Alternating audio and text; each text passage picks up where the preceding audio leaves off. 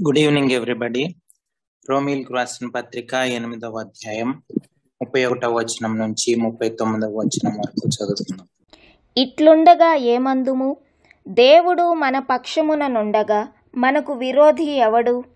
తన సొంత కుమారుని అనుగ్రహించుటకు వెనుక తీయక మన అందరి కొరకు ఆయనను అప్పగించినవాడు ఆయనతో పాటు సమస్తమును మనకెందుకు అనుగ్రహింపడు?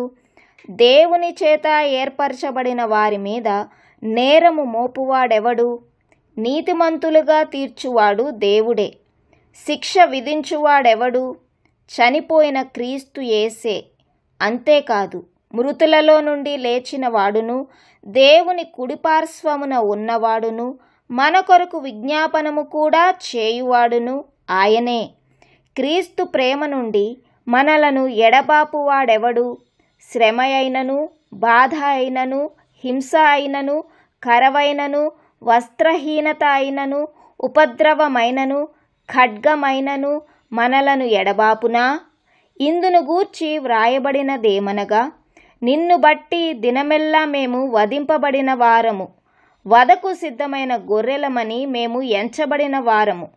అయినను మనలను ప్రేమించిన వాని ద్వారా మనము వీటన్నిటిలో అత్యధిక విజయము పొందుచున్నాము. మరణమైనను, జీవమైనను, దేవదూతలైనను, ప్రధానులైనను, ఉన్నవి అయినను, రాబోవునవి అయినను, అధికారులైనను, ఎత్తైనను, లోతైనను, సృష్టింపబడిన మరి ఏదైనను మన ప్రభువైన క్రీస్తు యేసునందలి దేవుని ప్రేమ నుండి మనలను ఎడబాపనేరవని రూఢిగా నమ్ముచున్నాను. Thank you so much. ప్రార్థన చేసుకుందాం. ప్రేమ కలిగిన మా పరలోకపు తండ్రి, మీ ఘనమైన అతి పరిశుద్ధమైన నామానికి వందనాలు, స్తోత్రాలు తెలియజేస్తా ఉన్నాం ప్రభువా. సాయంత్రకాల సమయంలో ప్రభువా సంఘంగా ప్రభువా మీ సన్నిధిలో చేరి వాక్యాన్ని ధ్యానించడానికి నేను కూడా ప్రభువా నాయన జాయిన్ అవడానికి దయచేసిన గొప్ప అవకాశాన్ని బట్టి, తరుణాన్ని బట్టి మిమ్మల్ని స్తుతిస్తూ ఆరాధిస్తూ గణపరుస్తా ఉన్నాం. సంఘాన్ని బట్టి, విశ్వాసాలను బట్టి ప్రభువా నాయన ప్రతి ఒక్కరిని బట్టి మీకు వేలాది వందనాలు, స్తోత్రాలు తెలియజేస్తా ఉన్నాం.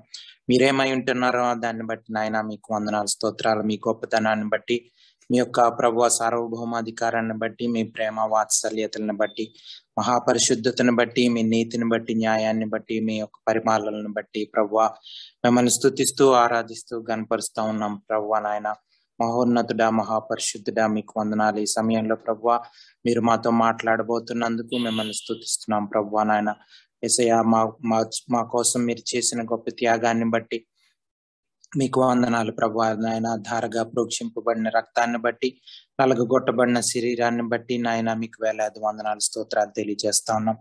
ఆయన మాలో ప్రతి ఒక్కరిని బట్టి, ప్రతి జీవితాన్ని బట్టి, ప్రతి పరిస్థితిని బట్టి మీకు వేలాది వందనాలు, స్తోత్రాలు. ప్రభువా నాయన మా ఆత్మీయంగా ప్రభువా మేము ఎదగడానికి సమయం మాకు ఉపయోగపడడానికి కృప చూపించండి. మీరు మాట్లాడుతున్నప్పుడు విని గ్రహించి లోబడ్డానికి మాలో ప్రతి ఒక్కరికి సహాయం దయచేయమని ప్రాధేయపడతా ఉన్నాం. విధేయత కలిగి ప్రభువా నాయన భయంతో, భక్తితో మీ వాక్యానికి లోబడ్డానికి, ఆలకించడానికి సహాయం అనుగ్రహించండి. మీకు అసాధ్యమైనది ఏదీ లేదు ప్రభు. అందుని బట్టి మిమ్మల్ని స్తుతిస్తూ ఆరాధిస్తూ కనపరుస్తా ఉన్నాం తండ్రి. మీకు వందనాలు. సమయంలో ప్రతి ఒక్కరిని బట్టి మీకు వందనాలు తెలియజేస్తా ఉన్నాం తండ్రి. వాక్యాన్ని బట్టి మీకు వందనాలు. అంధకార శక్తిని లయపరచమని ప్రాధేయపడతా ఉన్నాం. మీరే మాట్లాడమని, మనుషులు మాట్లాడడం వల్ల ఏమీ ఉపయోగం లేదని నమ్ముతూ ఒప్పుకుంటూ ప్రభువా నాయన ప్రభు అలాగే ప్రభువా మేము యాక్టివ్ గా ఇందులో పార్టిసిపేట్ చేయడానికి ప్రభు ప్రతి ఒక్కరు కూడా మాట్లాడడానికి సహాయం దయచేయండి. మా అభిప్రాయాలను పంచుకోవడానికి ప్రభు నాయన ఉన్న ప్రభు ఆటంకాలు తీసివేయమని ప్రభు నాయన ప్రభు ధైర్యం, విశ్వాసం మాకు దయచేయమని ప్రాధేయపడతా ఉన్నాం తండ్రి. మంచిగా ప్రభు లైవ్లీగా బైబిల్ స్టడీ జరగడానికి మీరే సహాయం దయచేయమని ప్రభా నాయన మా తలంపులను ప్రభా నాయన మేము పంచుకోవడానికి ఇష్టపడడానికి కృప చూపించమని ప్రాధేయపడతా ఉన్నాం తండ్రి. సహాయం దయచేయండి.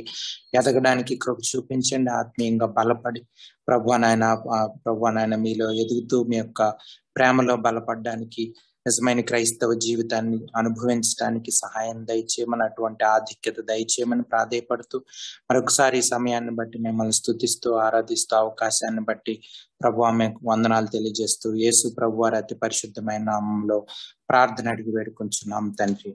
ఆమేన్. ఆమేన్. ఒకసారి డిఎల్ మూడీ గారు, ఆయన చర్చికి, డిఎల్ మూడీ గారు అంటే చాలా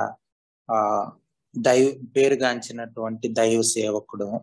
ఆయన అమెరికా దేశంలో చాలా గొప్ప సువార్త అంటే గొప్ప దేవుని పరిచర్య చేసినటువంటి ఆయన, చాలా అందరికి తెలిసినటువంటి ఆయన డిఎల్ మూడీ గారు.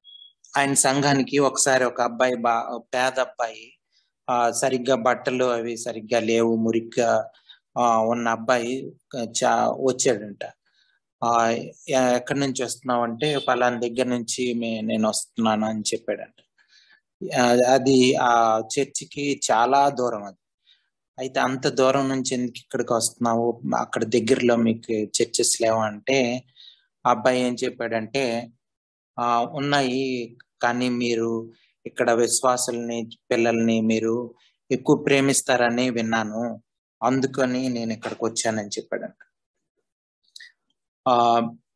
అంటే మనం మనుషులుగా మనం ప్రేమించబడాలని కోరుకుంటాం. అంటే చాలాసార్లు అంటే సహజంగా మనకు ఉండేది, ఎవరైనా మనల్ని ఇష్టపడాలని, మనల్ని ప్రేమించాలని కోరుకుంటాం. కానీ చాలా సార్లు ఎవరైనా మనల్ని ద్వేషించినా, ఎవరైనా వేరేగా మాట్లాడినా మనం చాలా బాధపడతాం. ఇవన్నీ సహజంగా మనిషికి ఉండే లక్షణాలు. అందుకనే చూడండి, యవనస్తులు ఒక అమ్మాయిల్ని అబ్బాయిని ప్రేమిస్తున్నామని, లేకపోతే అటువంటి ఆకర్షణకు లోనయ్యి చెప్తారు, ప్రేమలో ఉన్నామని అలా చెప్తా ఉంటారు. ఒకరోజు మొహాలంతా అదొకలాగా ఉంటాయి. ఏంటి అంటే, ఏదో సంఘటన జరిగి ఉంటది, వాళ్ళు విడిపోవాలని సంథింగ్, అంటే ఒకరి నుంచి ఒకరు దూరంగా వెళ్ళిపోవాలని అనుకుంటా ఉంటారు. సో అప్పుడు వాళ్ళ పరిస్థితి చూస్తే చాలా బాధలో, భయంకరమైన దీంట్లో ఉంటారు. ఎందుకనంటే ప్రేమ దొరకలేదని, కోరుకున్నటువంటి ప్రేమ దొరకలేదని. ఇవన్నీ కూడా నిజమైన ప్రేమలు కావు, ఒక ఆకర్షణలకి లేకపోతే స్వార్థపూరితమైనది. మనకు తెలుసు, మనిషి అడికాల నుంచి నడినెత్తి వరకు పాపంతో మునిగిపోయి ఉన్నాడని బైబిల్ గ్రంథంలో మనం పదే జ్ఞాపకం చేసుకుంటాం. ఆయనలో నుంచి నిజమైన ప్రేమ వచ్చే అవకాశం, మనలో నుంచి నిజమైన ప్రేమ వచ్చే అవకాశం ఉండదు. చాలాసార్లు అనుకుంటాం, ఆ అబ్బాయిని అడిగితే నేను చాలా నిజాయితీగా ప్రేమించానంటే అంటాడు, అమ్మాయిని అడిగితే అమ్మాయి కూడా అలాగే అంటది. సో ఇవి అన్ని కూడా ఆకర్షణలు, లేకపోతే లోకానుసారమైనటువంటివి ప్రేమలు. సో ఇవన్నీ మనం, లేకపోతే ఒక ఆనందం, సంతోషం, ఇవన్నీ కోరుకుంటా ఉంటాడు మనిషి, ఇమోషనల్ బీయింగ్ కాబట్టి, ఆ యొక్క భావోద్రేగాలకి వాటికి లోనైపోయేవాడు కాబట్టి. కానీ నిజమైన ప్రేమ, నిజమైన జీవితం, నిజమైన సంతోషం క్రైస్తవ జీవితంలో ఉంది, యేసు ప్రభు వారిలో ఉంది, దేవునిలో ఉంది. అదంతా ఇది గ్రహింపుకు రావాలండి. ఈ గ్రహింపుకు రాకపోతే మనం ఈ లోకానుసారమైన జీవితంలోనే, లోకంలోనే ఆ యొక్క ఆదాము స్వభావంతోనే మన జీవితాన్ని ముగించాల్సి వస్తుంది. ఇది చాలా భయంకరమైన పరిస్థితి. ముఖ్యంగా మనం ఈ వాక్యాలు వింటున్నాం, మనం అనేక రోజులుగా రోమీలకు రాసిన పత్రికను ధ్యానం చేస్తా ఉన్నాం. అనేకమైన సత్యాలు దేవుడు మనతో పంచుకున్నాడు, మనతో మాట్లాడాడు, మనందరితో. కాబట్టి మనం కృతజ్ఞత కలిగి దేవుని ప్రేమ ఆ యొక్క సంబంధంలోనికి మనం వెళ్ళడానికి మనం ఇష్టపడాలి. ఒక కెల్లాగ్స్ అని ఒక కంపెనీ ఉంది, ఒక కార్న్ఫ్లేక్స్ అమ్ముతారు. అంటే ఇవి ఉంటాయి కదా, మొక్కజొన్నతో చేసేవి, బయట ఒక ప్యాకెట్లు కట్టి అమ్ముతారనమాట. వాటిని తెలుగులో ఏమంటారు తెలియదు, కార్న్ఫ్లేక్స్ అంటారు కదా. అవి మామూలుగా పాలల్లో వేసుకొని తింటారు. వాళ్ళ అడ్వర్టైజ్మెంట్ ఎలాగుందంటే, మొదటి రుచిని మళ్ళీ పొందండి, తెలుగులో నేను ట్రాన్స్లేట్ చేశాను, taste them again for the first time అని. అంటే ఆ మొదట రుచిని మళ్ళీ పొందండి అని. అంటే అర్థం ఏంటంటే, మొదటగా టేస్ట్ చేసినప్పుడు గొప్ప ఒక అనుభూతికి లోనవుతారని, అలాగే ఆ అనుభవాన్ని మరలా మీరు తింటున్నప్పుడల్లా మీరు పొందుతారని ఆ కంపెనీ వాళ్ళు అది తింటున్నప్పుడు, ఆ యొక్క కెలాగ్స్ ఆ యొక్క కార్న్ ఫ్లేక్స్ తింటున్నప్పుడు మీరు అనుభవిస్తారని వాళ్ళకు కొటేషన్ అన్నమాట. అలాగే మనం దేవుణ్ణి కూడా రుచి చూసి తెలుసుకోవాలని కీర్తనకారుడు మనకి చెప్తా ఉన్నాడు. రుచి చూసి తెలుసుకోవాల్సిన అవసరం ఉంది. అది ఎవరో చెప్తే మనం వినేసేది కాదు, లేకపోతే పుస్తకాల్లో చదువుకుంటే వచ్చేది కాదు. ఈ మనం బైబిల్ స్టడీస్ అవి నేర్చుకుంటుంది ఏంటంటే ఏదో తెలుసుకోవడానికి మాత్రమే కాదు. అబ్బా నాకు అన్ని తెలుసు, రోమిల్కి రాసిన పత్రిక తెలుసు, అది తెలుసు, ఇది తెలుసు అని, ఎఫెసీయులకు రాసిన పత్రిక తెలుసు, నిర్గమకాండం తెలుసు అని చెప్పుకోవడానికి కాదు, నాలెడ్జ్ గెయిన్ చేయడానికి కాదు. సో అదేదో తెలుసుకొని నాకు చాలా ఇన్ఫర్మేషన్ తెలుసు అని చెప్పడానికి అయితే అది మళ్ళీ మనల్ని ఒక పరిచయుల్లాగా, శాస్త్రుల్లాగా తయారు చేస్తుంది. వాళ్ళు కూడా దేవునికి దూరం అయిపోయారు. వాళ్ళ జ్ఞానం ఉంది అనుకున్నారు.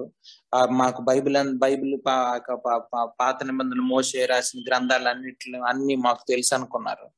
మేము ఉపవాస ప్రార్థనలు చేస్తాం, లేకపోతే 10వ వంతు ఇస్తాం అని అనుకున్నారు. ఇవన్నీ వీటి వలన వాళ్ళు భక్తి పరులు అనే దీంట్లో ఉండేవాళ్ళు.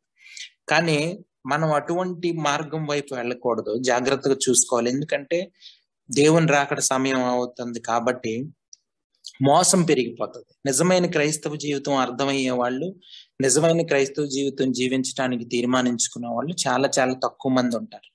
అది మనం అర్థం చేసుకోవాలి. ఎందుకంటే యేసు ప్రభు వారే చెప్పారు, ఇది ఇరుకైన మార్గం అని, ఇరుకు ద్వారం అని. కాబట్టి మనం జాగ్రత్తగా అర్థం చేసుకొని నిజమైన క్రైస్తవ జీవితం అంటే ఏంటన్నది బైబిల్ గ్రంథంలోనే మనకి కనిపించేది, శిష్యుల జీవితాల్లో మనకు కనిపించేది, యేసు ప్రభు వారి జీవితంలో మనం కనిపించేది నిజమైన క్రైస్తవ జీవితం.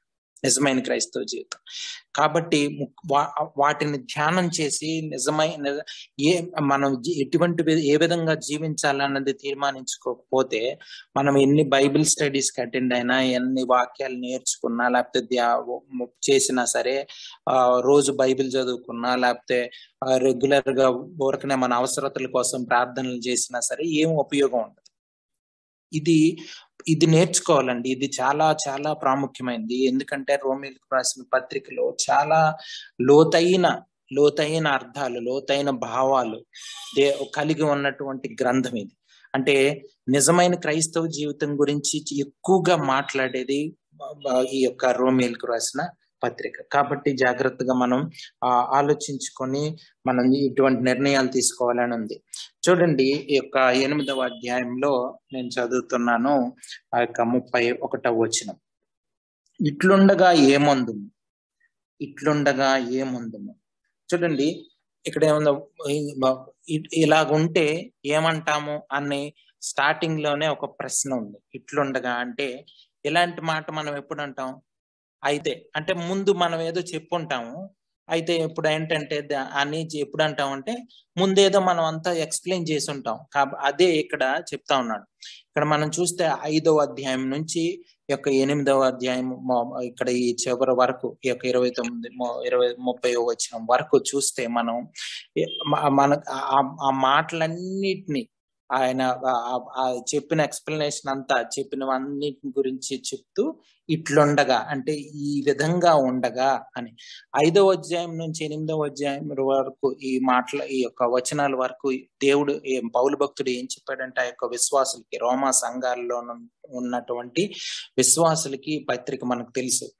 సో ఏం చెప్తా ఉన్నారంటే, ముఖ్యంగా ఒక్క మాటలో చెప్పాలంటే విశ్వాసం ద్వారా నీతిమంతులుగా తీర్చబడ్డం అనే దాని గురించే పౌలు భక్తుడు చెప్తా ఎక్స్ప్లెయిన్ చేస్తా ఉన్నాడు. అంటే ముందుగా ప్రారంభం నుంచి అన్యులు ఎలాగ దేవునికి దూరంగా అయిపోయారు, అలాగే యూదులు ఏ విధంగా దూరం అయిపోయారు, అలాగే క్రైస్తవులు అనే వాళ్ళు కూడా మనం కూడా పరిశీలించుకొని మనం కూడా దేవునికి ఎట్లా దూరం అయిపోయే అవకాశం ఉంది, దూరం అయిపోతాము అన్నది, ఇవన్నీ మాట్లాడుతూ మన నీతి క్రియల వలన కాదు గాని, మనం ఏదో చేసిన దాని వలన కాదు గాని, కేవలం విశ్వాసాన్ని బట్టి, కేవలం విశ్వాసం వల్లనే మనం నీతిమంతులుగా తీర్చబడతాము అన్నది ఆయన ఈ అధ్యాయాలన్నిటిలో క్లియర్ గా ప్రతి మాటను మనకి అర్థం చేస్తూ, ఆయనే ప్రశ్నలు వేస్తూ, ఆయనే జవాబులు చెప్తూ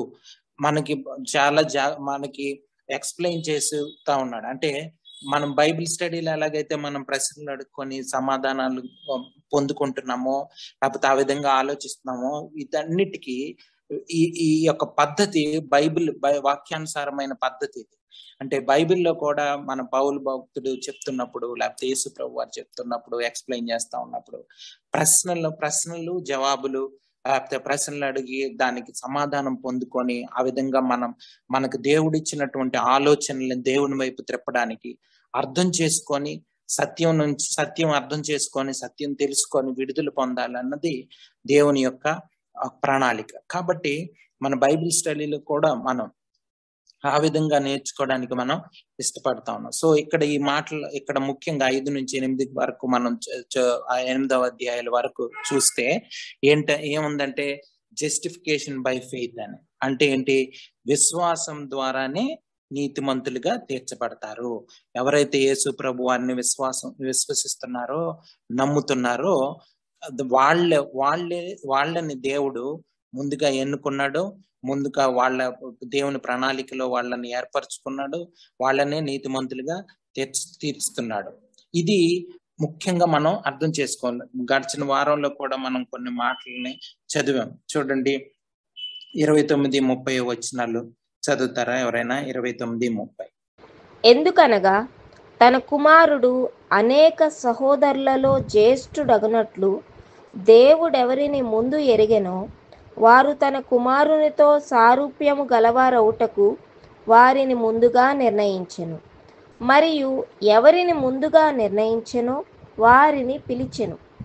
ఎవరిని పిలిచెనో వారిని నీతిమంతులుగా తీర్చెను. ఎవరిని నీతిమంతులుగా తీర్చెనో వారిని మహిమపరచెను. చూడండి, ఇవన్నీ మనం ఆల్రెడీ మాటలను ధ్యానం చేశాం. సో దేవుడు ఏర్పరచుకున్నాడని, నీతిమంతులుగా తీర్చాడని, ఇవన్నీ కూడా నిర్ణయించుకున్న వారిని చివరికి ఆయన మహిమపరుస్తారు. సో ఇవన్నీ దేవుని వైపు నుంచి చూస్తే అవన్నీ జరిగిపోయినాయి. యేసు ప్రభు వారి సిలువలో ఆయన మరణించి తిరిగి లేవడం వలన ఈ ప్రణాళికలన్నీ నెరవేరిపోయినాయి యేసు ప్రభు వారిని బట్టి. కానీ మన వైపు నుంచి మనం ఆయన నమ్ముకొని ప్రతి దినం కూడా ఆయన మీద ఆధారపడుతూ జీవిస్తున్నప్పుడు ఇవన్నీ కూడా మన జీవితంలో కూడా నెరవేర్చబడతాయి. మనల్ని దేవుడు మనల్ని ఎన్నుకున్న విధానం అది నెరవేర్చబడుతుంది. అలాగే నీతిమంతులుగా తీర్చబడతాము. అలాగే దేవుడు మనల్ని మహింపరుస్తాడు అన్నది మనం అర్థం చేసుకోవాలి. ఒకరోజు దేవుడు ఆయన 2వ రాకడలో యేసు ప్రభు వారు వచ్చినప్పుడు ఆయన మనల్ని హెచ్చించబోతున్నాడు, మహింపరచబోతున్నాడు. ఇది యేసు ప్రభు వారి జీవితం. దానికి కంప్లీట్ గా మనం అర్థం చేసుకుంటే క్రైస్తవ జీవితం యేసు ప్రభు వారి జీవితంలో మనకు అర్థం అవుతుంది. ఆయన దేవుని చేత ఎన్నుకోబడ్డాడు. ఆయన దేవుడు పిలుచుకున్నాడు, ఎన్నుకోబడ్డాడు, నీతిమంతుడు అయ్యాడు. అలాగే ఆయన్ని హెచ్చించాడు, ఘనపరిచాడు, దేవుని కుడి పార్శ్వమున ఆయన్ని కూర్చోబెట్టాడు. సో ఇదే ప్రణాళిక మన జీవితాల్లో సేమ్ నెరవేర్చబోతా ఉంది. అందుకనే దేవుని యేసు ప్రభు వారి స్వరూపంలోనికి మనం ఎదగబోతున్నాం. ఇది చాలా గొప్ప ఆధిక్యత. ఇది ఈ లోకానుసారమైన జీవితంలో లేదు. ఈ లోకానుసారమైన ఆకర్షణలో లేదు, ధనంలో లేదు, వాటిల్లో ఎందులో లేదు. ఈ ఆకర్షణలు అన్ని కూడా మనల్ని మోసం చేసి దేవుని నుంచి దూరం చేసేది. ఇది మనం జాగ్రత్తగా అర్థం చేసుకోవాలి. 31వ వచనం, ఇట్లుండగా ఏముంది? దేవుడు మన పక్షమున ఉండగా మనకు విరోధి ఎవడు? చూడండి, ఒక ప్రశ్న అడుగుతున్నాడు పౌలు భక్తుడు. దానికి ఆన్సర్ కూడా అందులోనే ఉన్నదన్నమాట. అందులోనే ఉన్న ప్రశ్న ఇది. ఇంగ్లీష్ లో అయితే రెటారికల్ క్వశ్చన్స్ అంటారు కదా. అంటే ఉందా అని అడుగుతాం కదా, అంటే లేదు అని ఆన్సర్ ఆటోమేటిక్ గా తెలుస్తుంది మనకి. సో అలాంటిది అనమాట. సో అలాంటి ప్రశ్న ఇది. దేవుడు మనం పక్షంగా ఉండగా విరోధి ఎవడంటే ఎవరు ఉండరు అని ఆన్సర్ క్లియర్ గా మనకి చెప్తుంది. అయితే ఇప్పుడు ఈ మాట పౌలు భక్తుడు దేవుడు మన పక్షంగా ఉంటే మనకి విరోధిగా ఎవరైనా ఉండగలరండి అని ఎందుకు అడుగుతున్నాడు? విశ్వాసుల్ని లేకపోతే ఈ మాటలన్నీ చెప్పిన వాళ్ళని, ఈ మాటలన్నీ ఎక్స్ప్లెయిన్ చేసిన తర్వాత, వాళ్ళకి బోధించిన తర్వాత ఈ ప్రశ్న ఎందుకు అడుగుతున్నాడు పౌలు భక్తుడు? సో ఇక్కడ మనం అర్థం చేసుకోవాల్సింది ఏంటంటే, మనము కంప్లీట్ గా దేవుణ్ణి నమ్మాలని పౌలు భక్తుడి యొక్క ఉద్దేశం. మనలో ఏమాత్రం అపనమ్మకం గాని, లేకపోతే మనం దేవుడి నుంచి సడలిపోవడం గాని, ఆయన ప్రేమ నుంచి పక్కకి వెళ్ళిపోవడానికి గాని మనకి ఎటువంటి ఆలోచన రాకూడదు అన్నది పౌలు భక్తుని యొక్క ముఖ్య ఉద్దేశం. ఏంటంటే మనం విశ్వాసులంగా ఉంటున్నప్పుడు, మనం దేవుని ప్రేమలో ఉంటున్నప్పుడు మనల్ని ఎవరు ఏం చేయలేరు అన్నది మనం అర్థం చేసుకోవాలి. ఎవరు ఏం చేయలేరంటే మన కష్టాలు రావు, ఇరుకులు రావు, ఇబ్బందులు రావు అన్న ఆలోచన కాదు. ఇక్కడ ఏంటంటే దేవుని నుంచి, లేకపోతే దేవుని ప్రేమలో నుంచి, లేకపోతే విశ్వాసంలో నుంచి మనల్ని ఎవరు తప్పించలేరు. దేవుని రాజ్యం మనం కోల్పోయేటట్లు ఎవరు చేయలేరు. లేకపోతే మనం ఈ దేవుని యొక్క మార్గం నుంచి మనం వేరైపోయేలాగా ఎవరు మనల్ని తప్పించలేరు అన్నది మనం అర్థం చేసుకోవాలి. ఎందుకంటే అందులో మనం అర్థం చేసుకోవాలి దేవుని యొక్క శక్తి ఎంత గొప్పదన్నది అర్థం చేసుకోవాలి. అందుకని పౌలు భక్తుడు చెప్తున్నాడు, ఆయన శక్తి మీదే మనం ఆధారపడి బ్రతకాల్సిన అవసరం ఉంది. కంప్లీట్ గా ఆయన మీద ఆధారపడాలన్నది అన్న దాని వైపు మనం ఆలోచించాలని ఈ మాట చెప్తున్నాడు. మనకి ఎవరు విరోధి ఉండరు, ఆయన తప్ప మనం వేరే ఎవరి మీద ఆధారపడడానికి లేదు. ఎందుకు? దేవుడే మనల్ని సృష్టించిన సృష్టికర్తే మన పక్షాన ఉంటే, అంటే మనం కేవలం విశ్వాసం ఉన్న బట్టి మనల్ని నీతిమంతులుగా తీర్చితే మహిమపరిచేవాడు దేవుడే అయితే, మనల్ని తీర్పు తీర్చేవాడు దేవుడే అయితే, ఇంకా మనకి విరోధి ఎవరుంటారు? ఇంకెవరు ఉండరు. అందుకని మనం ఇంకెవ్వరినే కాదు కానీ దేవుని వైపు మన ఆలోచనలు, మన నిర్ణయాలు, మన ప్రతిదీ కూడా, మన నడవడిక అంతా కూడా దేవుణ్ణి బట్టి ఉండాలి. మన జీవితం మొత్తం కూడా దేవుని మీద ఆధారపడి జీవించాల్సిన అవసరం ఉంది. దేవుణ్ణి బట్టి మన ప్రతి నిర్ణయం నడిపించబడాలి. ప్రతి అడుగు కూడా దేవుని చిత్తానుసారమైనటువంటి అడుగై ఉండాలి. ఇది మనం ఈ జీవితాన్ని మనం ప్రాక్టీస్ చేయాలన్నది పౌలు భక్తుని యొక్క ఉద్దేశం. క్రైస్తవులు అన్నవాళ్ళు ఆ రోజుల్లో మనం చూస్తే ఆ మొదటి శతాబ్దంలోనే తప్పుడు బోధలు వచ్చేసి సున్నత పొందాలనే వాళ్ళు, లేకపోతే అవి చేయాలి, మా 10వ వంతులు లేకపోతే రకరకాలుగా ఈ ఆచారాల వైపు త్రిప్పేసేవాళ్ళు అనేక మంది మనకు ఆ రోజుల్లోనే కనిపించేవాళ్ళు. సంఘాలను పాడు చేయడానికి వాళ్ళు తయారయ్యి ఆయా సంఘాలను వెళ్ళి వాళ్ళని దేవుడి నుంచి తప్పించడానికి ప్రయత్నించేవాళ్ళు. కాబట్టి పౌలు భక్తుడు ఏం చెప్తున్నాడంటే, దేవుడే మన పక్షాన్ని ఉంటే ఇంకా మనల్ని ఎవరేం చేయలేరు. కాబట్టి మనం ఏం చేయాలి? మనం ఏం చేయాలన్నది ఇక్కడ ఉంది. మనం ఏం చేయాలంటే దేవుణ్ణే నమ్ముకోవాలి, యేసు ప్రభు వారినే పట్టుకోవాలి, ఇంకెవరి వైపు చూడకూడదు. ఎవరి వైపు అయినా చూస్తే మనం తప్పిపోతాం. ఇక్కడ ఇది జాగ్రత్తగా అర్థం చేసుకోవాలి. ఫర్ ఎగ్జాంపుల్, మనమే దేవుడి నుంచి దూరం వెళ్ళిపోవాలనుకుంటే దేవుడు మనల్ని దేవుడు మనల్ని ఇచ్చేయడు, కానీ మనం ఆయన్ని పట్టుకోవాలని చెప్పడానికి చెప్తున్నాడు. దేవుడు మన పక్షాన్ని ఉంటే ఎవరేం చేయరు కదా. దేవుడు ఎప్పుడు మన పక్షాలు ఉండాలనుకుంటాడు. కాబట్టి మన వైపు నుంచి మనం కూడా దేవుణ్ణి ఆసరాగా చేసుకొని దేవుని మీద ఆధారపడుతూ క్రైస్తవ జీవితం జీవించాలని తీర్మానించుకోవాల్సిన అవసరం. చూడండి, ప్రతి మాట కూడా దేవుని మీద గాడ్ సెంటర్డ్ అన్నమాట. ఇదంతా ఈ 31 నుంచి 39 వరకు గాడ్ సెంటర్డ్ లైఫ్ అంటే దేవుణ్ణి కేంద్రంగా కలిగి ఉన్నటువంటి జీవితం గురించి చెప్తుంది. నిజమైన క్రైస్తవ జీవితం అన్నదానికి కేంద్రం యేసు ప్రభువారు, కేంద్రం దేవుడు. క్రైస్తవ జీవితానికి కేంద్రం అయి ఉండాలి. ఆయన చుట్టూ తిరగాలి. మన జీవితం ఎప్పుడు కూడా ఆయన చుట్టూ తిరగాలి, కానీ ఈ లోకం చుట్టూ, ధనం చుట్టూ, తప్పు వాటి వైపు ఆకర్షింపబడకూడదు.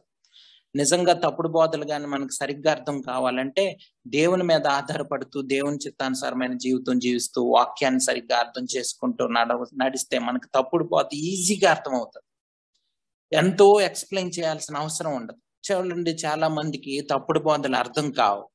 తప్పుడు బోధలు, ఇది తప్పుడు బోధ అంటే ఎందులో తప్పే ఉంది అనుకుంటారు. ఎందుకంటే ఆల్రెడీ అలవాటు పడిపోయి ఉంటారు. మిమ్మల్ని ఆశీర్వదిస్తాడు, మిమ్మల్ని దేవుడు దీవిస్తాడు, మీకు కష్టాలు రాకుండా చేస్తాడు, మీ పిల్లలకి మంచి చదువులు వస్తాయి, మీరు వాళ్ళు చూడండి ఇల్లులు కట్టుకున్నారు, వీళ్ళు చూడండి కార్లలో తిరుగుతున్నారు, వీళ్ళంతా దేవుణ్ణి నమ్ముకున్నారని ఇలాగా దేవుని వైపు చూడకుండా ఈ లోకపు ఆకర్షణల వైపు, లేకపోతే ఈ యొక్క లోకానుసారమైనటువంటి వాటి వైపు త్రిప్పేసి దేవుని మీద ఆధారపడే జీవితాన్ని అర్థం కాకుండా చేసే వాళ్ళే తప్పుడు బోధ. ఇది చాలా వాటి నుంచి తప్పించబడాలంటే దేవుడు కేంద్రంగా కలిగినటువంటి జీవితాన్ని మనం జీవించడానికి ఇష్టపడాలి. అటువంటి జీవితాన్ని జీవించడానికి తీర్మానించుకోవాలి. చూడండి, తన సొంత దేవుని యొక్క ప్రేమ గురించి 32వ వచనాలు చదువు. తన సొంత కుమారుని అనుగ్రహించుటకు వెనుక తీయక మన అందరి కొరకు ఆయనను అప్పగించిన వాడు ఆయనతో పాటు సమస్తమును మనకెందుకు అనుగ్రహింపడు? చూడండి, ఇటువంటి ఆలోచన మనం కలిగి ఉండాలి. ఇటువంటి ఆలోచన దేవుని లక్షణాలు చూడండి. దేవుడు ప్రేమ కలిగిన వాడని మనకు తెలుసు. చూడండి, మొదటి యోహాను 4:8 వచనం చదువుతారా ఎవరైనా? మొదటి యోహాను 4వ అధ్యాయం 8వ వచనం. దేవుడు ప్రేమ స్వరూపి, ప్రేమ లేని వాడు దేవుని ఎరుగడు. చూడండి, ఇది క్రైస్తవ జీవితానికి చాలా ప్రాముఖ్యమైన దేవుని యొక్క ప్రేమను అర్థం చేసుకోవడం అన్నది మనము పరిశుద్ధాత్మ దేవుని మీద ఆధారపడి దేవుని ప్రేమని ఎక్కువగా అర్థం చేసుకోవాల్సిన అవసరం ఉంది. అది కేవలం మన పాప స్వభావాన్ని మనం అర్థం చేసుకుంటే మన యొక్క మన ఇనిబిలిటీస్ అంటే మన చేతగానితనాన్ని, మన యొక్క పాపపు స్వభావాన్ని, మనలో ఉన్నటువంటి రకరకాలైనటువంటి దేవునికి వ్యతిరేకమైన స్వభావాన్ని సరిగ్గా అర్థం చేసుకుంటే, ఈ లోకాన్ని సరిగ్గా అర్థం చేసుకుంటే, పాపాన్ని, లోకాన్ని, దేవుణ్ణి సరిగ్గా ఎంత భయంకరమైనదో, అది మనల్ని ఎంత నాశనానికి గురి చేస్తుంది అన్నది మనం అర్థం చేసుకుంటే, మనం దేవుని ప్రేమలో ఉండడానికి, దేవుని మీద ఆధారపడడానికి ఇష్టపడాలి. ముఖ్యంగా దేవుని యొక్క అది ఇటువంటి దేవుని ప్రేమ మనుషులకు వచ్చే అవకాశం లేదు. కానీ ఇది కేవలం యేసు ప్రభు వారి ద్వారానే సాధ్యం. ఇది చూడండి, ఈ రోజుల్లో చాలా మంది యవనస్తులకి, చాలా మందికి దేవుని ప్రేమ అన్నది తెలీదు. క్రైస్తవ జీవితంలో ఉన్నటువంటి ఆ గొప్ప ఆధిక్యతలను అనుభవించడం చాలా మందికి చేత కాదు. ఎందుకంటే వాళ్ళు ఈ లోకానుసారమైన జీవితం వైపు, లోకం వైపు, శరీరపు ఆకర్షణలకి లోనైపోవడం వలన అర్థం కాదు. దానికి తప్పుడు బోధలకు కూడా తోడైతే ఇంకా దేవుని ప్రేమను అర్థం చేసుకునే అవకాశం కుదరదు. అందుకని చాలా మంది చూడండి, విశ్వాసులు అని చెప్తారు, లవ్ చేసుకొని మ్యారేజ్ చేసుకున్నాం అని అంటారు ఒక్కొక్కసారి. ఇవన్నీ కూడా వాళ్ళకి అర్థం కాక, క్రైస్తవ జీవితం సరిగ్గా అర్థం చేసుకోకపోవడం వలన జరిగేవన్నమాట ఇవి. నిజంగా క్రైస్తవ జీవితం తెలిస్తే, నిజంగా దేవుని ప్రేమను కానీ అర్థం చేసుకుంటే ఆ జీవితాలు వేరేగా ఉంటాయి. శిష్యులు ఏ విధంగా అయితే జీవించారో అటువంటి జీవితాలను దేవుడు ఇస్తాడు.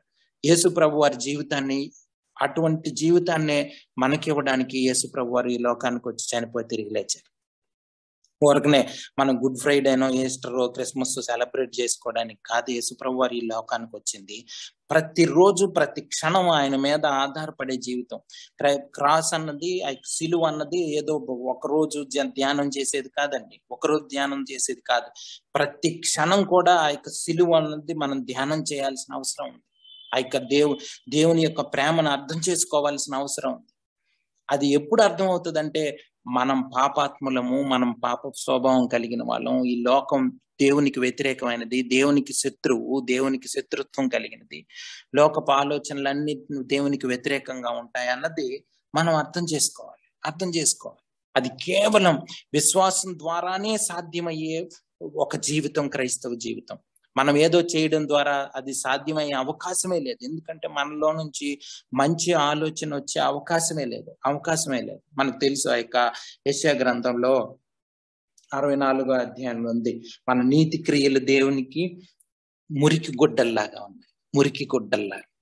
అంటే చూడండి, మనం అనుకుంటాం, ఎంత నీతిమంతులు అనుకుంటాం, కానీ అవన్నీ దేవుని దృష్టిలో మురికి గుడ్డల్లాగా అంటే ఒక బ్యాడ్ స్మెల్ వచ్చే మురికి గుడ్డలాగా కనిపిస్తా ఉంది. అంటే చూడండి, మనం ఎంత దేవుని మీద ఆధారపడాలి. ప్రతి ఆలోచన దేవుని నుంచి రావాలా, పరిశుద్ధాత్మ దేవుని నుంచి రావాలి. అంటే మనం అటువంటి జీవితాన్ని ఎక్సర్సైజ్ చేయాలి. చేసినప్పుడే మనకి అది రోజు ప్రాక్టీస్ చేస్తూ దాన్ని అధ్యయనం చేస్తూ దేవుని చిత్తానుసారం దేవుని మీద ఆధారపడుతూ ప్రార్థనా జీవితంలో ఎదుగుతూ, ఇవన్నీ కూడా దేవుని నుంచి వచ్చేవి. ఇది చాలా జాగ్రత్తగా మనం అర్థం చేసుకోవాలి. యేసు ప్రభు తండ్రి తన సొంత కుమారుణ్ణి అనుగ్రహించడానికి ఇష్టపడినటువంటి ఆయన మనందరి కొరకు ఆయనతో పాటు సమస్తమును మనకి ఎందుకు అనుగ్రహిస్తాడు. ఇవన్నీ కూడా మనం ఆయన్ని సంపూర్ణంగా విశ్వసించాలని ఈ మాటలన్నీ చెప్తా ఉన్నాడు. ఆయన మీద సంపూర్ణంగా ఆధారపడాలి. ఇది రోజు రోజుకి మన జీవితాల్లో పెరుగుతుండాలి. పెరగలేదనుకోండి, ఒక భక్తుడు ఏమన్నాడంటే, ఏ క్రైస్తవునైనా హౌ ఆర్ యూ అని అడిగితే, మీరు ఎలా ఉన్నారు అని అడిగితే, నిన్నటి కన్నా ఇంకా బాగున్నాను అని చెప్పాలి. అంటే ఐఎమ్ బెటర్ దాన్ ఎస్టర్డే అని చెప్పాలంట. అంటే నిన్నటి కన్నా నేను బెటర్ గా ఉన్నాను అని చెప్పగలగాలంట. అప్పుడు నిజమైన క్రైస్తవ జీవితంలో ఉంటున్నట్లు అర్థం. అంటే నిన్న ఆత్మీయ పరిస్థితికి ఈ రోజుటి ఆత్మీయ పరిస్థితికి మెరుగుండాలి. అంటే నేర్చుకొని దేవుళ్ళు ఎదుగుతుండాలి, దేవుని ప్రేమలో ఇంకా ఎదుగుతుండాలి.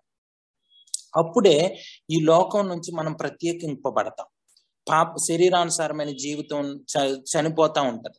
ఆ సిలువకు అప్పగిస్తుంటున్నప్పుడు అది చనిపోయి ఆత్మానుసారమైన జీవితంలో ఎదుగుతూ దేవుని స్వరూపంలోకి ఎదుగుతూ ఉండడం వల్ల నిజమైన క్రైస్తవ జీవితం జీవించే అవకాశం మనకి దేవుడు అనుగ్రహిస్తాడు. ఇది కేవలం విశ్వాసం ద్వారా పరిశుద్ధాత్మ దేవుని మీద ఆధారపడడం ద్వారానే సాధ్యమైంది. ఇది నేర్పించడానికి దీనికోసమే ఇన్ని అధ్యాయాలు పౌలు భక్తుడు రాస్తా ఉన్నాడు. 5వ అధ్యాయం నుంచి ఆ జస్టిఫికేషన్ బై ఫెయిత్ అన్నది కొనసాగుతా ఉంది. ఇది మనం జాగ్రత్తగా మనం మర్చిపోకుండా అర్థం చేసుకోవాల్సిన అవసరం ఉందండి. మనకు తెలుసు, చాలా సార్లు చూసాం, కేవలం విశ్వాసం ద్వారా అయితే మరి క్రియలు చేయనవసరం లేదా ఏంటని ఒకసారి చూడండి. యాకోబు పత్రిక 2వ అధ్యాయం 24వ వచనం. విశ్వాస మూలమున మాత్రము కాక క్రియల మూలములను నీతిమంతుడని ఎంచబడునని మీరు దీని వల్ల గ్రహించితిరి. ఇప్పుడు చూడండి, ఇక్కడేమో మనకి పౌలు రోమీలకు రాసిన పత్రికలో విశ్వాసం ద్వారా మనకు నీతిమంతులుగా అని ఉంది. ఇక్కడ చూస్తే మనం కన్ఫ్యూజ్ అయ్యే అవకాశం ఉంది. ఎందుకంటే విశ్వాసం వల్లనే మాత్రమే కానీ క్రియలు కూడా ఉండాలని యాకోబు పత్రికలో మనం చూస్తాం. ఇంతకు ముందు కూడా మనం ధ్యానం చేసాం. ఒకసారి రోమీలకు రాసిన పత్రికలోనే 4వ అధ్యాయం 5వ వచనం. పని చేయక భక్తిహీనుని నీతిమంతునిగా తీర్చువాని యందు విశ్వాసముంచువానికి వాని విశ్వాసము నీతిగా ఎంచబడుచున్నది. చూడండి, ఈ రెండు కొంచెం అంటే వేరుగా ఉన్నట్లు అనిపిస్తాయి. ఇప్పుడు మనం ఎలాగ దీనికి సమాధానం చెప్పగలం చెప్పండి? మనం ఏం పని చేయకుండా విశ్వాసం ద్వారా మనకి నీతి ఆపాదించబడింది అన్నది, లేకపోతే విశ్వాసం వలన మాత్రమే కాదు కానీ క్రియలు కూడా ఉండాలని యాకోబు పత్రికలో ఉన్నది. ఆ రెండింటికి మనం ఎలాగ అర్థం చేసుకుంటాం? ఇంతకు ముందు ఆల్రెడీ ధ్యానం చేసాం, కానీ ఈ సందర్భాన్ని బట్టి ఒకసారి మనం జ్ఞాపకం చేసుకుందాం. విశ్వాసమా క్రియలు అంటే ఏం చెప్తారు? మనల్ని ఎవరైనా విశ్వాసం ద్వారా క్రియల ద్వారా అని అడిగితే మనం ఏం చెప్పాలి? ఇది సరిగ్గా అర్థం కాకపోతే మనకి 5వ అధ్యాయం నుంచి 8వ అధ్యాయం వరకు ఆయన చెప్పిందా, పౌలు భక్తుడు చెప్పిందంతా మనకు అర్థం కాకుండా అయిపోతుంది. ఎఫ్సీలకు రాసిన పత్రిక 2వ అధ్యాయం 8, 9, 10 వచనాలు చదువుతారా? ఎఫ్సీలకు రాసిన పత్రిక 2వ అధ్యాయం 8, 9, 10. మీరు విశ్వాసం ద్వారా కృపచేతనే రక్షించబడి ఉన్నారు. ఇది మీ వల్ల కలిగినది కాదు, దేవుని వలనే. అది క్రియల వల్ల కలిగినది కాదు గనుక ఎవడును అతిశయపడ వీలు లేదు.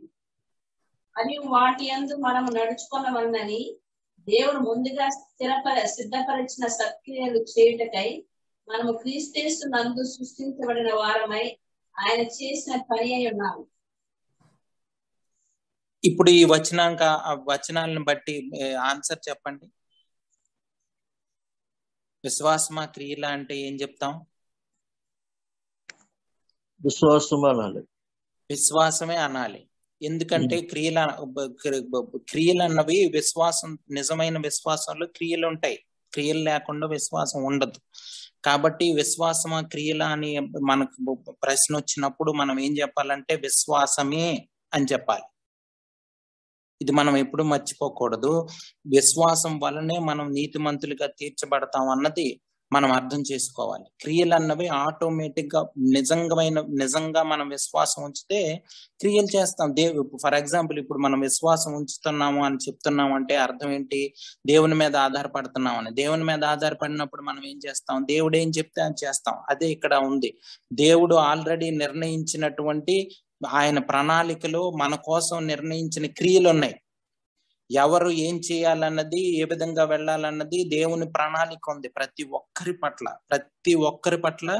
మనం ఇక్కడ ఉన్న ఎవరెవరైతే ఇందులో పాల్గొంటున్నామో ఈ యొక్క మీటింగ్ లో ప్రతి ఒక్కరి పట్ల దేవునికి కొన్ని క్రియలు ఉన్నాయి. దేవుని పక్షాన అంటే దేవుని వైపు నుంచి ఆయన ప్లాన్ ఉంది, ఆయన ప్రణాళిక ఉంది, ఆయన సిద్ధపరిచి ఉంచాడు ఆల్రెడీ మనం ఏం చేయాలని.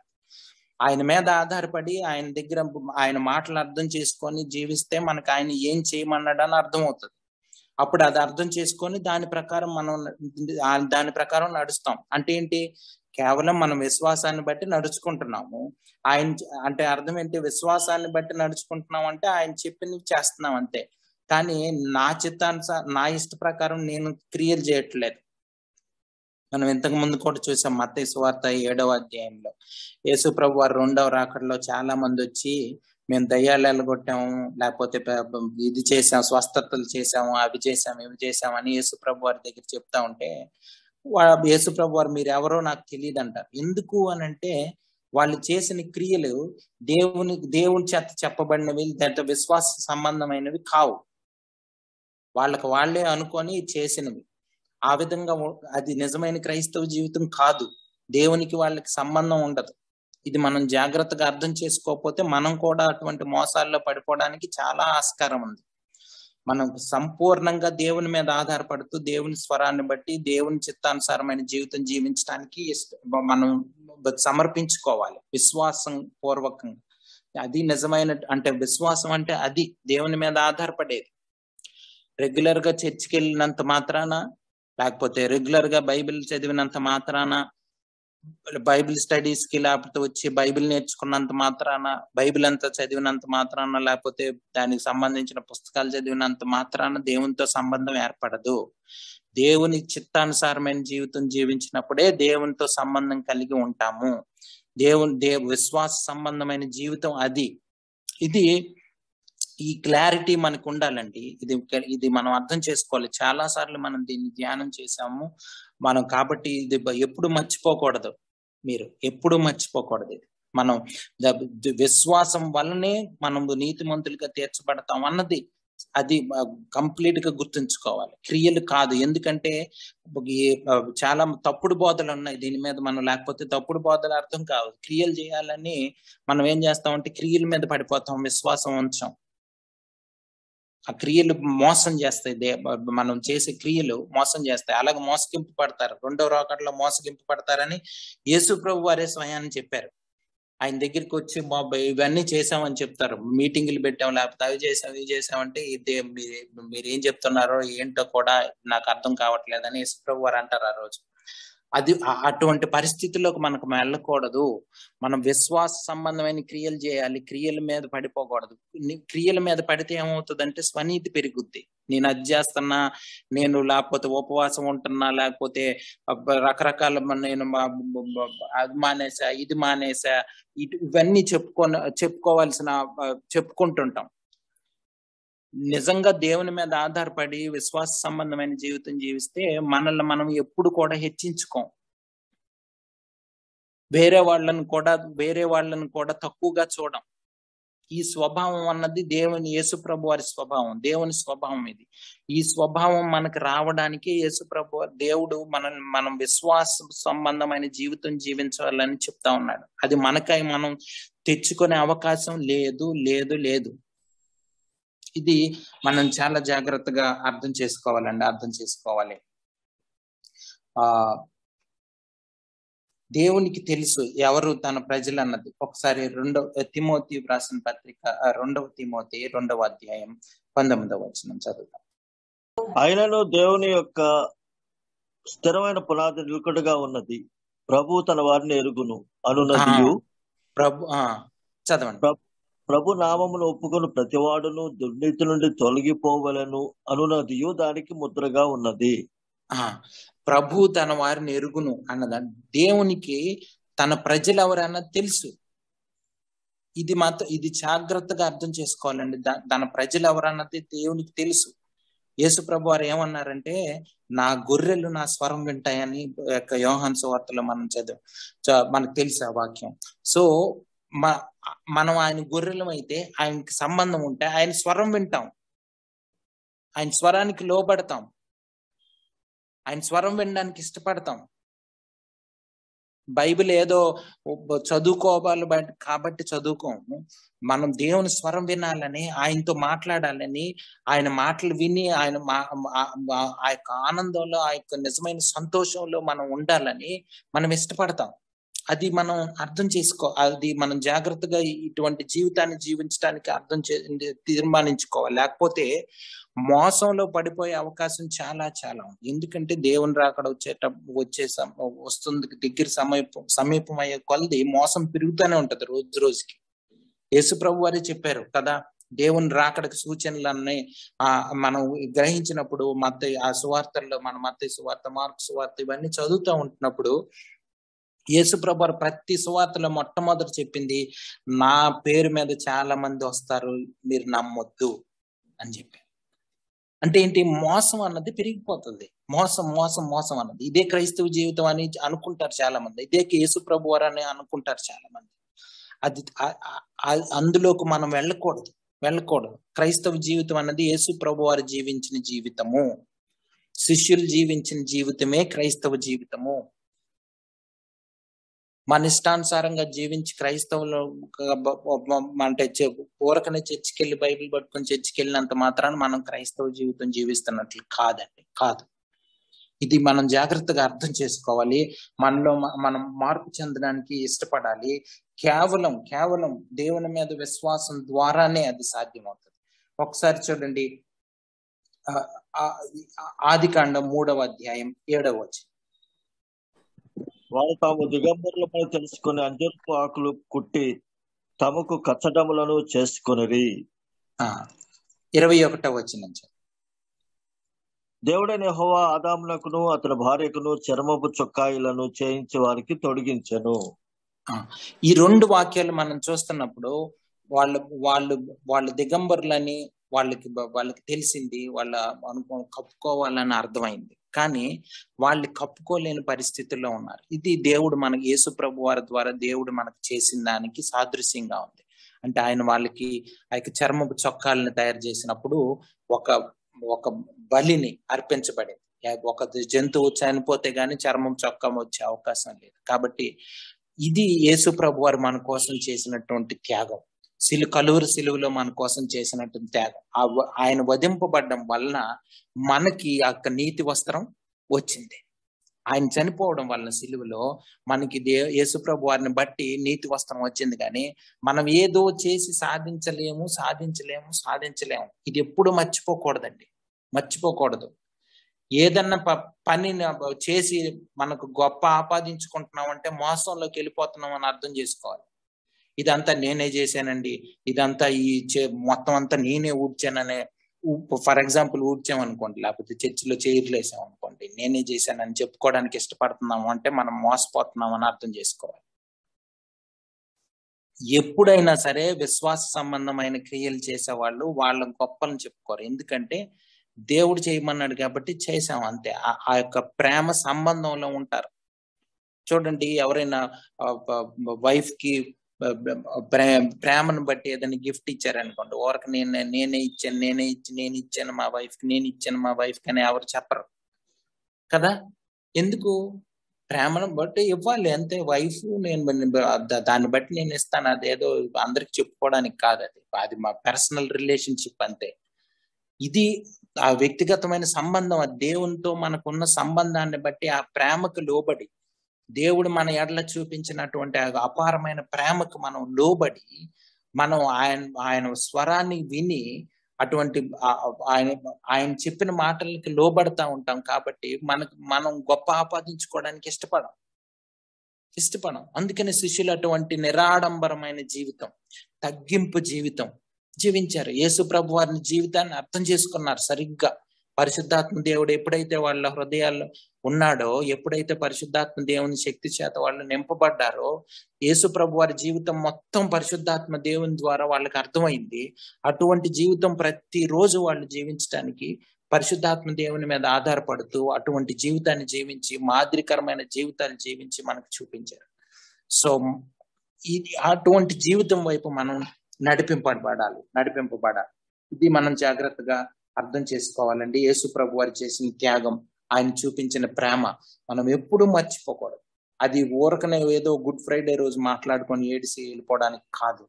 దయచేసి అటువంటి వాటిలో నుంచి బయటపడదాం.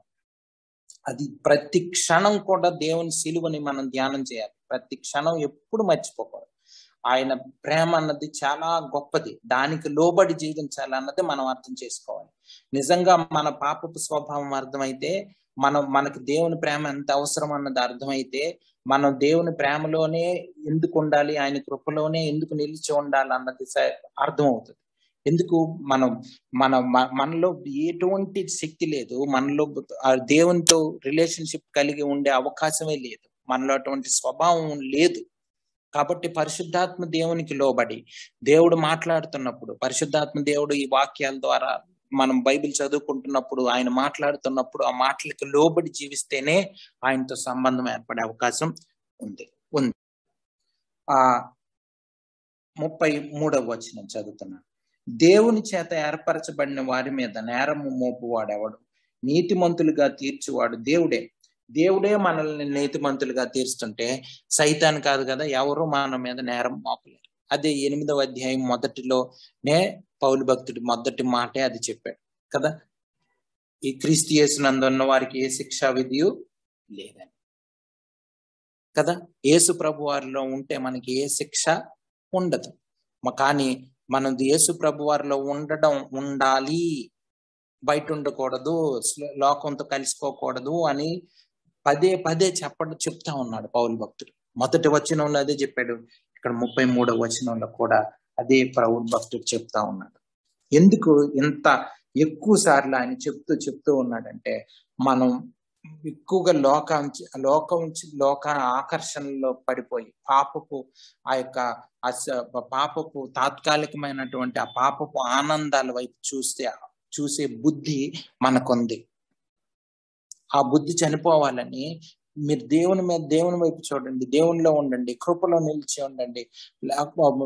యేసు ప్రభువులో ఉంటేనే శిక్షా విధి ఉండదు. ఈ మాటలన్నీ అందుకే పౌలు భక్తుడు చెప్తా ఉన్నాడు. చూడండి 34. శిక్ష విధించి వాడెవడు? చనిపోయిన క్రీస్తేసే. అంతేకాదు మృతులలో నుండి లేచిన వాడును, దేవుని కుడిపార్శ్వమున ఉన్నవాడును, మన కొరకు విజ్ఞాపనం కూడా చేయువాడును ఆయన. సమస్తం ప్రతిది క్రైస్తవ జీవితం మొత్తం యేసు ప్రభు వారే. చూడండి, ఆయనే మనల్ని ఆకర్షించుకున్నాడు, ఆయనే మనల్ని రక్షించాడు, ప్రాణం పెట్టాడు కదా. మనం ఇంకా పాపాత్ములుగా ఉంటున్నప్పుడు, 5వ అధ్యాయం 8వ వచనంలో ఉంది, ఇంకా మనం పాపంలో ఉంటున్నప్పుడే మనల్ని ప్రేమించాడు ఆయన. సో మనల్ని మనం గొప్ప చేసుకోవడానికి ఏమీ లేదు. ఎందుకు మనల్ని మనం గొప్ప చేసుకోవడానికి ఏమీ లేదని ఎన్నిసార్లు పౌలు భక్తుడు గాని వాక్యం గాని చెప్తా ఉందంటే, మనల్ని మనం గొప్ప చేసుకునే బుద్ధి మనకుంది. సెల్ఫ్ ఎస్టీమ్ అన్నది చాలా భయంకరమైనది. ఈ రోజుల్లో చూస్తే సంఘాల్లోనే ఎవరికి వాళ్ళు పొగుడుకొని, ఒకరికొకరు సన్మానాలు చేసుకొని, ఒకరికొకరు అవార్డులు ఇచ్చుకొని, లేకపోతే ఒకరు రెవరెండ్ అని, ఒకరు డాక్టర్ అని, లేకపోతే ఒకరు అదని ఇదని, ఇలాగ ఎవరికి వాళ్ళే హెచ్చించుకునే భయంకరమైన మోసపూరితమైన రోజుల్లో మనం ఉన్నాం. ఇది అర్థం చేసుకోకపోతే యేసుప్రభు వారు కానీ యేసుప్రభు వారి జీవితం కానీ అర్థమయ్యే అవకాశమే లేదండి. అవకాశమే లేదు. దేవుని జీవితం వేరు, దేవుని రాజ్యం వేరు. ఈ లోక సంబంధమైనటువంటి అవగాహన, ఈ లోక సంబంధమైనటువంటి నడవడిక కంప్లీట్ గా దేవునికి విరుద్ధంగా ఉంది. దేవుని రాజ్యానికి, దేవుని రాజ్యపు విలువలకి విరుద్ధంగా ప్రవర్తించేది. మన శరీరం, మన ఆలోచనలు, మన తలంపులు దేవునికి విరుద్ధంగా ఉండేవి. ఇది కానీ సరిగ్గా అర్థమైతే మనం ఏ నిర్ణయం కూడా సొంతంగా తీసుకోము. మన మీద మనం ఆధారపడం. ప్రతిదీ యేసు ప్రభు వారే చేస్తారు. మనకు శిక్ష విధించాలని తీర్పు తీర్చేవాడు ఆయన. మన కోసం ప్రార్థన చేసేవాడు. మనకు ఈ అధ్యాయంలోనే ఉంది, మనం బలహీనులమని, మనకు ప్రార్థన చేయడం తెలియదని ఈ మాటలన్నీ మనం ధ్యానం చేసేవాడు. మన కోసం ఆయన విజ్ఞాపన ప్రార్థన చేస్తా ఉన్నాడు. పరిశుద్ధాత్మ దేవుడు మన కోసం మూలుగులతో ప్రార్థన చేస్తా ఉన్నాడు. అటువంటి జీవితాన్ని ఆధారం చేసుకుంటేనే ఆ ఆధిక్యతలన్నీ, ఆ ప్రేమ మనకు దొరుకుతుంది. లేదంటే ఆ ప్రేమ దొరికే అవకాశం లేదు. చూడండి, సైతాన్ అందుకే ఇటువంటి ఆధిక్యతలు దొరకకుండా చేయడానికి సర్వ విధాల ప్రయత్నం చేస్తా ఉంటాడు. మనం ఈ జీవితంలోకి ఎంటర్ అవ్వకూడదని వాడు ఎంత ఎక్కువగా అయితే అంత ఎక్కువగా ప్రయత్నం చేస్తా ఉంటాడు. ఒక ఆయన ఏమన్నాడంటే, సైతానికి బైబిల్ నాలెడ్జ్ బాగా ఉన్నోళ్ళంటే ఆడికి సైతానికి ఏ భయం లేదు. బాగా చదువుకో, నేర్చుకో, రాసుకో, అది చేసుకో, ఇది చేసుకో, నేను చేసుకో, పుస్తకాలు రాసుకో, లేకపోతే ఇంకా నాలెడ్జ్ గడించు, తెలివితేటలు గడించు, డాక్టరేట్ చెయ్యి, లేకపోతే ఇంకోటి చెయ్యి, ఏ భయం ఉండదు సైతానికి. ఎవరైతే తగ్గించుకొని, వాళ్ళు తగ్గించుకొని దేవుని సన్నిధిలో మోకాళ్ళు వేసి ప్రార్థన చేసి, నా వల్ల దేవాన్ని జీవితం జీవించాలి, నీ మాటలు నేను వింటాను అని లోబడి విధేయత కలిగి జీవిస్తారో వాళ్ళంటే సైతానికి భయం, వణుకు. కానీ సైతాను అందుకని ఆ జీవితంలోకి మనం వెళ్లకుండా చేయడానికి రకరకాలుగా ప్రయత్నం చేస్తాడు. ఎన్ని విధాలుగా అయినా ప్రయత్నం చేస్తాడు. ఎన్ని శోధనలైనా, లేకపోతే ఎన్ని శ్రమలైనా రప్పిస్తాడు మన మీద. యోబు జీవితం చూస్తే మనకు తెలుస్తుంది, ఎన్ని శ్రమలైన. అదే ఆ మాటలనే మనం ఇంకా ముందు ఈ అధ్యాయంలోనే మనం ఆ మాటలు చూద్దాం. చూడండి, 35వ వచనం చదువుతున్నాను. క్రీస్తు యేసు ప్రేమ నుండి మనల్ని ఎడబాపు వాడెవడు? శ్రమ అయినను, బాధ అయినను, హింస అయినను, కరవైనను, వస్త్రహీనతైనను, ఉపద్రవమైనను, ఖడ్గమైనను మనల్ని ఎడబాపునా. చూడండి, మనల్ని ఈ మాటలన్నీ, ఇవన్నీ ఎందుకు చెప్తున్నాడండి? దేవుని ప్రేమ నుంచి ఇవన్నీ ఏమి ఎడబాపం అని ఎందుకు చెప్తా ఉన్నాడు పౌలు భక్తుడు? ఆ లిస్టే కాదు, ఇంకొక లిస్ట్ కూడా ఉంది 38 నుంచి. మరణమైనను, జీవమైనను, దేవదూతలైనను, ప్రధానులైనను, ఉన్నవి అయినను, రాబోవునవైన, అధికారులైనను, ఎత్తైనను, లోతైనను, సృష్టింపబడిన మరి ఏదైనా, ఇంత లిస్ట్ చెప్పాడు. ఏది కూడా దేవుని ప్రేమ నుంచి మనల్ని విడదీయలేవు. ఎందుకు ఇవన్నీ చెప్తా ఉన్నాడండి? ముఖ్యంగా మనం ఆలోచించుకోవాల్సింది, సైతాన్ ఈ విధాలుగా ప్రయత్నిస్తాడు మనల్ని ప్రేమ నుంచి దూరం చేయడానికి. ఇవన్నీ కూడా మనకి వ్యతిరేకంగా ప్రయత్నిస్తాయి. ఏవి? కరువు, వస్త్రహీనత, శ్రమ, బాధ, హింస, ఉపద్రవం, లేకపోతే ఎవరైనా చావు భయం, లేకపోతే రకరకాలు, ఇవన్నీ కూడా ఏదైనా సరే మనల్ని ఎన్ని విధాలుగా మనల్ని ప్రయత్నిస్తాయో అన్ని విధాలుగా సైతాను ప్రయత్నిస్తాడు మనల్ని దేవుని ప్రేమ నుంచి విడిపించడానికి. కానీ నిజంగా దేవుని మీద ఆధారపడితే ఏ కూడా మనల్ని ఏం చేయలేదు. శ్రమల్లో కూడా దేవుడు మనల్ని విడిపిస్తాడు. దేవుని మీద ఆధారపడినప్పుడు శ్రమల నుంచి కూడా, శ్రమలు ఉంటాయి, శ్రమల్లో నుంచి మనల్ని ఆయన ఇంకా విశ్వాసగా మనల్ని బయటికి తీసుకొస్తాడు. ఆ యొక్క శోధనలో నుంచి, అంటే శోధనలు వస్తాయి కానీ మనం ఆ శోధనలో పడిపోకుండా దేవుడు మనల్ని కాపాడతాడు. ఆ శ్రమల వల్ల విశ్వాసం కోల్పోకుండా, ఆ ప్రేమను కోల్పోకుండా దేవుడు మనల్ని కాపాడతాడు. ఇది మనం అర్థం చేసుకోవాలి. ఇది అర్థం చేసుకోవాలి. రకరకాలుగా చూడండి, ఈ జీవితం అన్నది ఎంత విలువైందో అంత ఎక్కువగా ఈ విలువను పొందుకోకుండా చేయడానికి సైతాను, ఈ లోకం ప్రయత్నిస్తూ ఉంటది. మన శరీరం కూడా దాని ఆకర్షణకు లోనైపోయే స్వభావం మన శరీరానికి ఉంది, మన ఆలోచనలు, మన తలంపులకు ఉంది. కాబట్టి మనం ఎప్పుడు కూడా పొరపాటును కూడా లోకానుసారమైన నిర్ణయం, శరీరానుసారమైన నిర్ణయం, మన సొంత నిర్ణయం తీసుకోకూడదు. సంపూర్ణంగా దేవుని ప్రేమ, దేవుని మీద ఆధారపడాలి, దేవుని ఆలోచనల మీద నడిపించబడాలి, దేవుని చేత నడిపించబడాలి. అంత గొప్ప జీవితం మనం పొందుకోకూడదని సైతాను రకరకాలుగా ప్రయత్నాలు చేస్తాడు. అనేక మంది అందులో పడిపోతారు కూడా. కానీ మనం అలా పడిపోకూడదని పరిశుద్ధాత్మ దేవుడు మనం కొద్దివారం అయినా మనతో ఈ సాయంత్రకాల సమయంలో మనతో మాట్లాడుతున్నాడంటే మనం అటువంటి జీవితాన్ని కోల్పోకూడదండి. అంటే గొప్ప జీవితం అది డబ్బులు పెట్టి కొనుక్కుంటే వచ్చేది కాదు, అది దేవుడిచ్చిన బహుమానం. యేసు ప్రభు వారి జీవితం అనేది దేవుడు కేవలం మనం విశ్వాసం ఉంచితే ఇచ్చే బహుమానం. అది మనం కోల్పోకూడదు, అది పోగొట్టుకోకూడదు. అందుకే యేసు ప్రభు వారు ఏమన్నారంటే సర్వలోకం సంపాదించుకొని ప్రాణం పోగొట్టుకుంటే ఏం యూజ్ అని చెప్పారు. అలాగే అయిపోతుంది. మనం సర్వలోకం సంపాదించుకొని మనం దేవునిలో ఉన్నాం అనుకొని, లేకపోతే క్రైస్తవులు అనుకొని మనం లోకంలో మంచి పేరు సంపాదించుకొని అన్ని చేస్తాం, చివరికి ప్రాణం పోగొట్టుకుంటాం. అంటే అర్థం ఏంటి? దేవునిలో లేకపోతే ఇంకెందుకండి? ఎన్ని చేసినా వ్యర్థమైపోతాయి. ఇది జాగ్రత్తగా ఈ క్రైస్తవ జీవితం అన్నది మనం రోమియోలకు రాసిన పత్రికలో మనం ఈ అధ్యాయాలన్నిట్లో ధ్యానం చేస్తా ఉన్నాం.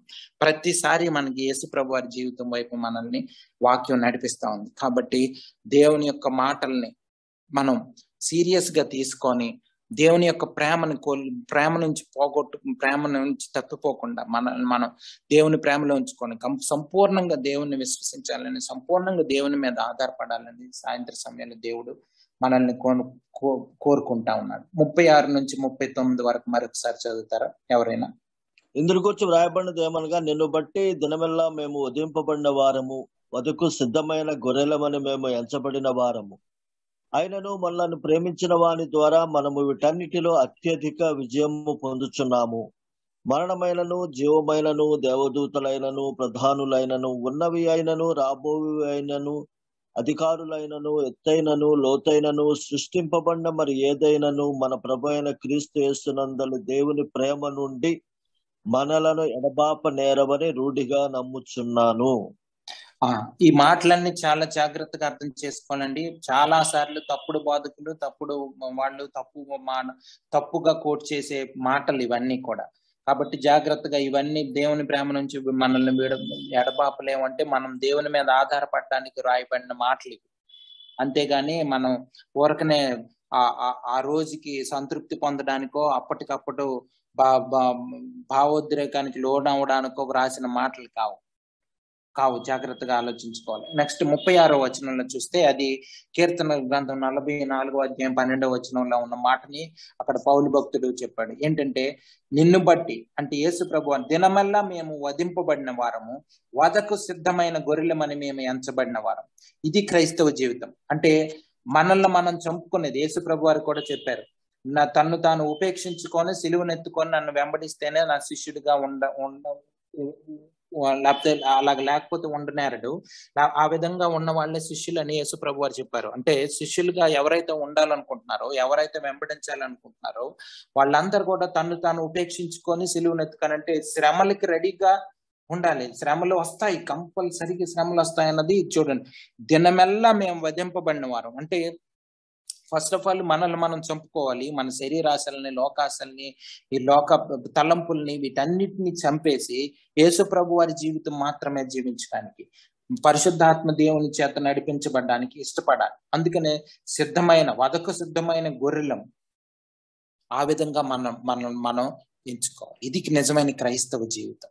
తప్పుడు బోధలు ఎలాగున్నాయంటే ఇప్పుడు మనకు తెలుసు ఈ హెల్త్ వెల్త్ గాస్పెల్ అంటారు. అంటే ఏంటి? ఆరోగ్యము, ఐశ్వర్యం, ఈ రెండింటిని ఆకర్షణలుగా చూపించి మనల్ని దేవుడి నుంచి దూరం చేసేది తప్పుడు బోధకులు.